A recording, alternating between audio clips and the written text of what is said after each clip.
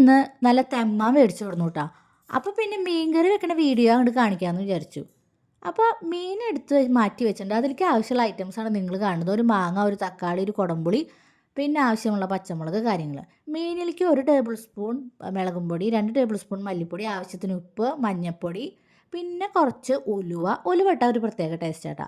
ഉലുവ, വേപ്പിൻ്റെ ഇല, പിന്നെ നമ്മൾ ആ എടുത്ത് വെച്ചിട്ടുള്ള എല്ലാ ഐറ്റംസും, പച്ചമുളക്, തക്കാളി, ഒരു കുടംപുളി, ഇഞ്ചി, അതുപോലെ തന്നെ എല്ലാ ഐറ്റംസും ഇട്ടിട്ട് നന്നായിട്ട് കുറച്ച് വെള്ളം ഒഴിച്ച് നന്നായി മിക്സ് ചെയ്തിട്ട് കലക്കി കുറച്ച് നേരം അങ്ങനെ മിക്സ് ചെയ്തിട്ട് വെക്കണമെങ്കിൽ വെക്കാം. കുറച്ച് നേരം വെച്ചാലും അതൊരു ടേസ്റ്റാണ്.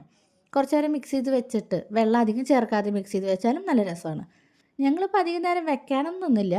പകരം വെള്ളം ഒഴിച്ച് നന്നായിട്ടൊന്ന് കലക്കിയിട്ട് എല്ലാ മീനിലേക്കും എല്ലാ ഉപ്പും പുളിയും ഒക്കെ ഒന്ന് ആവണ രീതിയിൽ കലക്കി വെച്ചിട്ട് നേരെ അടുപ്പത്തേക്ക് വെച്ചു. അടുപ്പത്തേക്ക് വെച്ചതിന് ശേഷം നമ്മൾ അതിലേക്കുള്ള നാളികേരപ്പാൽ റെഡിയാക്കിയിട്ടാണ്. നാളികേരപ്പാലും ഒഴിക്കാം, നാളികേരം അരച്ചതും ഒഴിക്കാം. അപ്പോൾ ഞങ്ങളിവിടെ നാളികേരം അരച്ചതാണ് ഒഴിച്ചത്.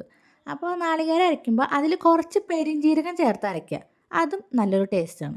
പെരിഞ്ജീരകം ചേർത്ത് അരച്ച് അതിലേക്ക് ഒഴിക്കുക തിള വരുമ്പോൾ. എന്നിട്ട് കുറച്ച് നേരം തിളപ്പിച്ചാൽ മതി. ഒരുപാട് നേരം ഇട്ട് തിളപ്പിക്കേണ്ട ആവശ്യമില്ല. നാളികേരപ്പാൽ ഒഴിച്ചാൽ കുറച്ച് നേരം തിളപ്പിക്കുക. തിളച്ചതിന് ശേഷം കുറച്ച് ഓയിൽ ഒഴിച്ച് അതിലേക്ക് ചുവന്നുള്ളി അരിഞ്ഞിട്ട് കുറച്ച് വേപ്പിൻ്റെ ഇലയിട്ട് നന്നായിട്ട് മൂപ്പിച്ച് ആ മീൻ കറിയിലേക്ക് ചേർക്കുക. അപ്പോൾ നല്ല നാടൻ, നല്ല ടേസ്റ്റുള്ള വീട്ടിലുണ്ടാക്കണ നല്ല മീൻ കറി കിട്ടും.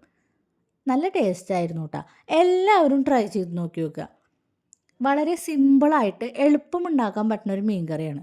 അപ്പോൾ എല്ലാവരും ഒന്ന് വീട്ടിൽ ട്രൈ ചെയ്ത് നോക്കി നോക്കുക. എന്നിട്ട് കമൻറ്റ് ഇട്ടോളൂ കേട്ടോ.